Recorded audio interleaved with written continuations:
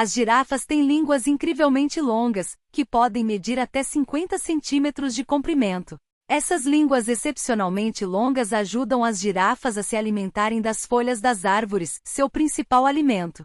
Elas usam suas línguas para envolverem as folhas e puxá-las para dentro da boca. Além disso, as línguas das girafas são resistentes o suficiente para suportar espinhos afiados e espinhos encontrados em algumas das árvores que elas se alimentam. Esse recurso especializado permite que as girafas alcancem fontes de alimento que outros animais herbívoros não conseguem.